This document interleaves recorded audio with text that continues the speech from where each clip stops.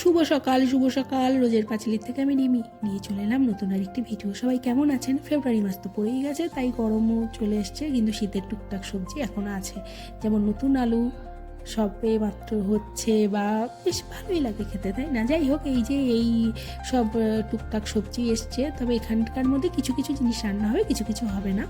আর ততক্ষণে আমি হাঁড়িতে জল দিয়ে একটু জলটা গরম করতে দিয়ে দিয়েছিলাম, আর এই চালটা ধুয়ে দিয়ে দেবো। ওই আর কি মিনিট দশেকের মতন চালটা ভেজানো হয়ে গেছিলো আর কি, ধুয়ে রেখে দিয়েছিলাম। হাঁড়ির জলটা মানে ফুটতে যেত, মানে মিনিট দশেক না, ওই আর কি।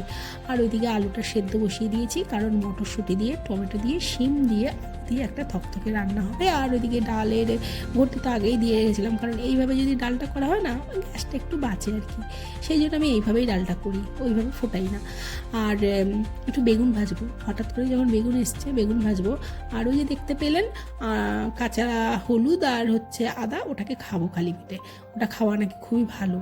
যাই হোক, দেখি কতদূর কী হয়। আর শিমটাকে ভালো করে ভেজে তুলে রাখবো, তারপর রোজের যা মশলা হয় বা ফোড়ন হয়, তেজপাতা, তারপরে পাঁচফোড়ন, শুকনো লঙ্কা, এগুলো ফোড়ন দিয়ে রোজের যে মশলাটা হয়, সেই আদা জিরে বাটার মধ্যে আজকে একটু এলাচ আর দারচিনির মধ্যে দিয়ে দিয়েছিলাম। এই মশলাটাকে সুন্দর করে কষাবো, তারপরে মটরশুঁটিগুলো দিয়ে দেবো। এর মধ্যে টমেটোও আছে, টমেটো কাঁচা লঙ্কাও আছে, সেই জন্য আলাদাভাবে আর টমেটো দিতে হচ্ছে না। দিয়ে এটাকে ভালো করে কষিয়ে তারপর শিম আলুর একটু থকথকে মশলাদার সবজি বলি করবো। আর ওইদিকে বেগুন কেটে রেখেছি, বেগুনটা এখন ভাজবো না, ওটারই খাওয়ার কিছুক্ষণ আগে ভাজবো, তাই ওইভাবে কেটে লবণ হলুদ আর চিনি দিয়ে মেখে রেখে দিয়েছি। আর এদিকে আমার তো প্রায় এখানে হয়েই গেল।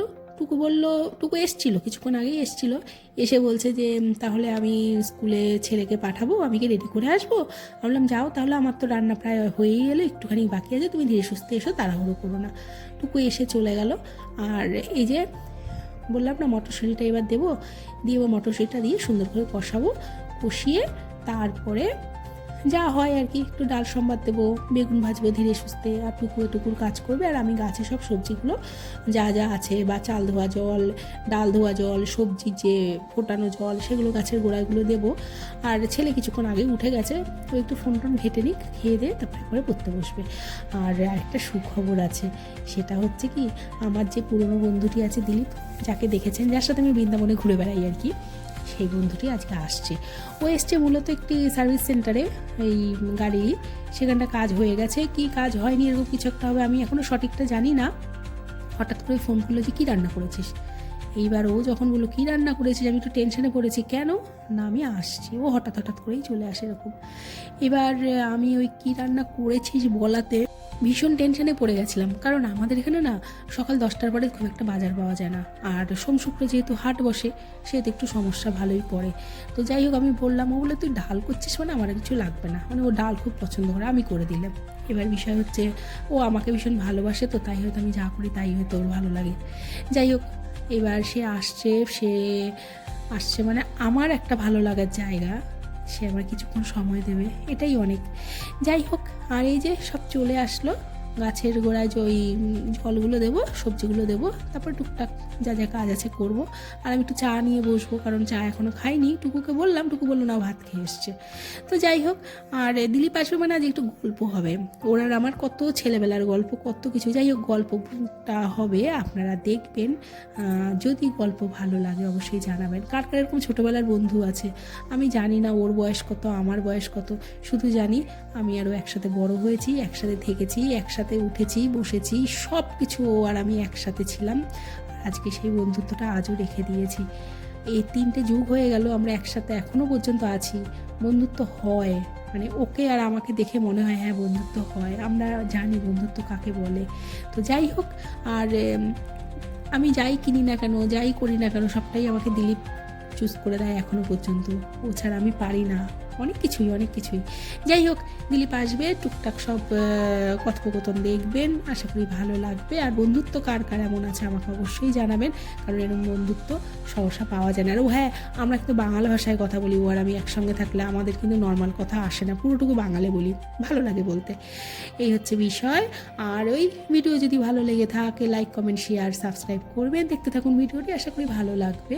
আর এই যে চা নিয়ে বসেছি, দেখাবে নতুন আরেকটি ভিডিওতে। তবে হ্যাঁ, দিলীপ আর আমার কিছু কিছু পার্ট আছে, ও খাবে, তারপরে চলেও যাবে, সেগুলোই তুলে ধরবো। দেখতে থাকুন ভিডিওটি, আশা করি ভালো লাগবে। আর টুকু এসছে, টুকু ফোনের কভার করেছে, সেটাই আর কি বললাম চা খাবে, বললো না চা খাবো না। আর এই রান্না যা যা হয়েছে সব কিছুই দেখিয়ে দেখতে থাকুন ভিডিওটি, আশা করি ভালো লাগবে। আর স্বস্তিকরও খাওয়া হয়ে গেছে, আর দুপুরবেলা একবারে করে দিলীপের সাথে বসবে। এখন সময় ওই 10:20 কি 10:30 বাজেনি, ওই রকম একটা সময়, কারণ টুকু ছেলেকে স্কুলে দিয়েই তারপরে আসলো। আর ওই বললাম না ডালটা একটা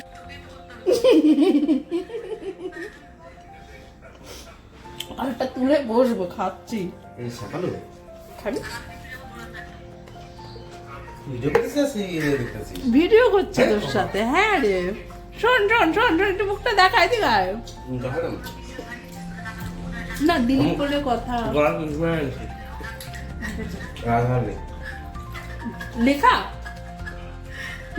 লেখাটা এনেছিস আমার জন্য? প্লেন এনেছিস?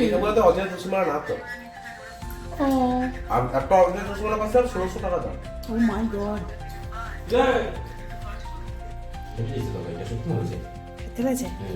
তুই ছাড়া না জীবনে আমার কেউ সুনাম করলো না আজ পর্যন্ত। না দিলীপ, হ্যাঁ আমি সেটাই বলছি, তুই ছাড়া আমার জীবনে কেউ নাই যেটা আমার সুনাম করতে পারে।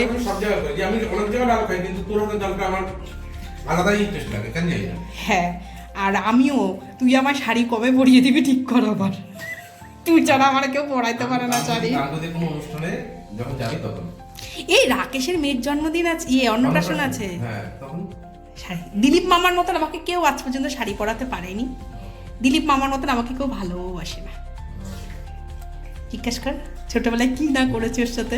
মনে পড়ে রুটি আলুর দম আমরা ফিস্টি করতাম, ফিস্টি ছোটবেলায় আমরা ফিস্টি বলতাম, হাত টাকা। এমন একটা গল্প শোন কি করেছি আমরা, একটা ছোট্ট উনুন টাইপের কিছু বানানো হতো, যেটা মামা বলতো কি এই তুই এখানে কি দে, এই খড়ি বা পাতা টাতা দে, আর পাটকাটি টাটকাটি দে। আর আমি কি করতাম, এমন পাটকাটি দিতাম যে 2 আর কিছু হতো না, আর কি গালাগালি খেতাম মামার কাছে। আর বড়রা কি করতাম, আমাদের মজা দেখতে দেখতে নিজেরাই এবার ওর ভিতরে চাল ডাল আলু ডিম সব দিয়ে নিজেরা খেয়ে দিয়ে চলে যেত, আর মামা শুধু রান্না করে করে ভুগতো। আর আমাদের নিত না, আমরা ছোট তাই আমাদের নিত না, এদিকে ছোটদের খাবার খেয়ে দিস করতে পারতো না, তাই তো। সেই ঘরের থেকে চাল ডাল আলু দিয়ে পিকনিক, দুজনের পিকনিক, আমার আর দিলীপের। সেই একবার সেই মনে পড়ে মাটির হাঁড়ি ফেটে গেছিল না কি একটা করতে গিয়ে পিকনিকে, পিকনিক করার জন্য। আর ওই ঢাকনা সাথে এত চীনামাটি, আগের বাইরে সব চীনামাটির প্লেট ইউজ করতো, একদম পুরো খাপে খাপে দিত চীনামাটির প্লেট। আর একদিন না হাঁড়ি রান্না করতে গিয়ে হাঁড়ি ফেটে গেছে, দিয়ে সব উনুনে ভাত। আর মামা রান্না করতে আর আমি খেতাম, কাজ ছিল এটাই, মামা রান্না করবে আমি খাবো। কি একটা দিন গেছিল আমাদের। এই বল তোর মা ভালো রান্না করে, না হলে ওই দেখ আমার 37 বছরের বন্ধু আছে জীবনে, তোর আছে?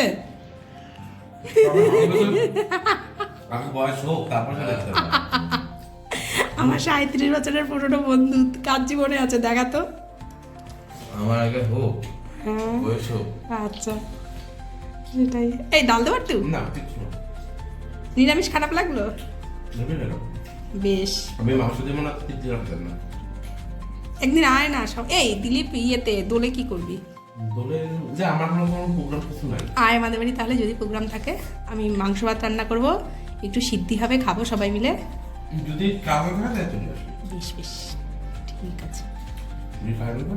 আচ্ছা শাগালু আছে, খেয়ে না, তারপর শাগালু ঘামে গেলে যাই, তাহলে গোটা কমপ্লিট করি।